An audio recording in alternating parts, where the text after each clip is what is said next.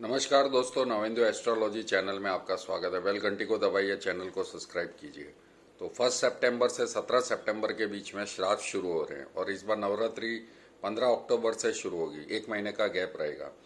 श्राद्ध में हमें पीड़ाएं कम करने के लिए पितरों का श्राद्ध करना होता है। उससे जो आज आदमी की ज़िंदगी में बहुत प्रॉब्लम्स आती हैं, घर में कलेश होना, घर में लड़ाई होना, अचानक बीमारियों में खूब पैसा जाना, बीमारियों का ठीक नहीं होना, ये सारी चीज़ें पितरों के लक्षण से होती है, जो पितरों की पीड़ा से आती है।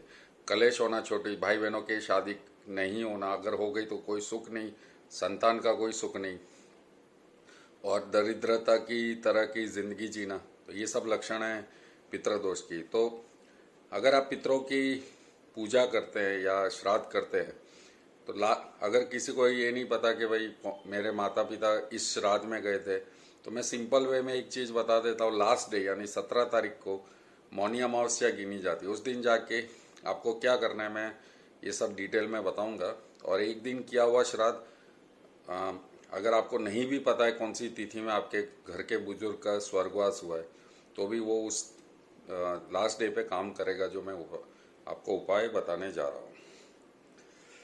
पितृपक्ष से बहुत पीड़ाएं होती हैं, घर में कलेश, जैसे मैंने बताया। अब श्राद्ध क्यों किए जाते हैं कि पिता का श्राद्ध पुत्र द्वारा ही किया जाता है। पुत्र नहीं है तो पत्नी करती है, और पत्नी नहीं है तो सगा भाई करता है, और एक से अधिक पुत्र है तो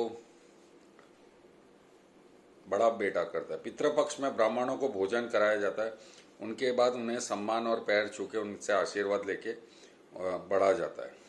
श्राद्ध तिथि से पहले ब्राह्मणों को भोजन के लिए निमंत्रण भेजे। भोजन में आए ब्राह्मणों को दक्षिण दिशा में बिठाए, खीर पूरी हलवा से उनका भोग लगा के उन्हें भोजन परोसें, और दूध दही घी और शहद से बने अन्न होने चाहिए। पितृपक्ष के दौरान भोजन से गाय, कुत्ते और कौवे की और चींटियों का पहला निवाला निकाल के अलग रख दे। इसके बाद जल, चंदन, फूल और तिलक लेके संकल्प करें कि मैं पितरों की सेवा हर साल करूंगा। कुत्ते और कौवों के नियमित निकला हुआ भोजन उन्हें पूरे 17 दिन कराएं। चींटी का भोजन भी गाय को खिला सकते हैं अगर चींटी नहीं है तो, और केसर का तिलक लगाएं। पितरों को सुबह 6 बजे सबसे पहले सूर्य को जल दे। ये 17 दिन अगर आप सूर्य को जल देते हैं तो पितरों की जो पीड़ा है वो, अगर हर साल आप रोज सूर्य को जल देंगे तो पितरों की पीड़ा आपको जबरदस्त पीड़ाओं से मुक्ति देगी और आशीर्वाद देगी। आपके जो बनते काम नहीं है, घर में कलेश होते हैं, आपको पैसे की किल्लत रहती है और आपको ये नहीं पता कि मेरे जीवन में इतना स्ट्रगल क्यों है, ये पितरों की पीड़ा है जो 3 जन्मों तक लगती है। तो कहने का मकसद है ये चीज़ आपको करनी बहुत ज़रूरी है। श्राद्ध में गाय का घी और शुद्ध दूध का इस्तेमाल होना चाहिए, और चांदी के बर्तनों में आपको मतलब खाना खिलाना चाहिए। जो भी श्राद्ध कर्म में भोजन आते हैं उन्हें कुछ दिए बिगर उन्हें कपड़ा, सफ़ेद धोती या कुर्ता ब्राह्मणों के पास उन्हें आशीर्वाद में देना चाहिए। और श्राद्ध पक्ष में जब लास्ट डे पे आपको क्या करना है वो मैं बताने जा रहा हूँ।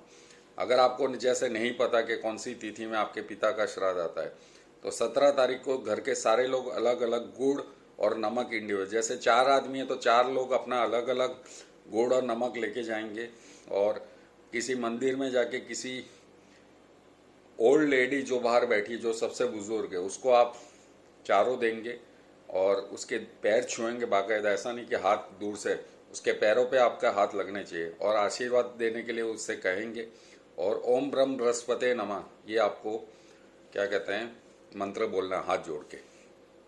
इससे होगा क्या, अगर आपकी शादीशुदा लाइफ में प्रॉब्लम चल रही है तो खूब आपको प्रोटेक्शन मिलेगी, कलेश कम हो जाएगा, पति पत्नी में प्यार बढ़ेगा। और तीसरा आके जो आग लगा के तमाशा बनता है, या सास और बहू के झगड़े चल रहे हैं, या कोई प्रॉपर्टी मैटर चल रहा है, या कोर्ट में मैटर चल रहे हैं, उसमें आपकी पीड़ा में कमी आएगी। कर्जा बढ़ रहा है वो, उसमें भी कमी आएगी। घर में कलेश होता है, छोटी छोटी बातों को घर जाने का मन नहीं करता, उसमें भी आपको जीवन मिलेगा। तो ये था कि लास्ट डे पे आपको क्या करना, और ये सुबह 6 बजे से 8 बजे के बीच में मुहूर्त होगा। ये नहीं कि 10 बजे जाके आप कर रहे हो, तो 6 बजे से 8 बजे तक मैक्सिमम है लेकिन 7 बजे से पहले हो जाना चाहिए। तो ये था पितृदोष के ऊपर आपको छोटा सा एपिसोड। उम्मीद है आपको पसंद आएगा। शेयर कीजिए फेसबुक और व्हाट्सएप पे। और कुछ लोग कमेंट में बड़ा मजाक उड़ाते हैं क्या है, लेकिन मैं भी बहुत सुलझा हुआ एक इंसान हूँ। मुझे ये पता है कि कौन एस्ट्रोलॉजी जानता है और कौन नहीं जानता। सो अलग अलग नाम से टेस्ट ना करें। मुझे हंसी आती है कि कोई मुझे एस्ट्रोलॉजी का ज्ञान सिखा रहा है, जो कि जिसके पास डिग्री है, और वो ऐसा होता है कि वो पता लग जाता है कि उसे ABCD आती नहीं, लेकिन वो Z से ABCD हमें सिखाने निकला। खैर, ऐसे लोग तो आते रहेंगे। सच बोलने वालों को पेट में हमेशा दुखता है, वो सच नहीं सुन सकते। हमारा चैनल में कम लोग ज़्यादा पसंद इसलिए नहीं करते क्योंकि हम सच बताते हैं, और सच बताने का दंड ये होता है कि दूसरे लोग आपको बड़ी बड़ी उम्मीदें बता देते हैं, ये हो जाएगा, धन वर्षा हो जाएगी। जब समय खराब है तो धन वर्षा कहाँ से होगी? कोरोना का सेकंड लीप आएगा। मैंने राहु केतु के ऊपर वीडियो डाल दिया है। और कोरोना 20 नवंबर से 31 मार्च कोरोना का सेकंड लीप। शनि जब मकर राशि में गुरु के साथ वापस मिलेंगे तो गुरु अपनी नीच की राशि में जाएगा, और वहाँ पे इसको पीड़ा और बढ़ेगी, जैसे 24 जनवरी को बढ़ी थी। तो ये था वीडियो। कोई कमेंट है तो नीचे लिखें। मिलते हैं एक नई वीडियो के साथ। नमस्कार।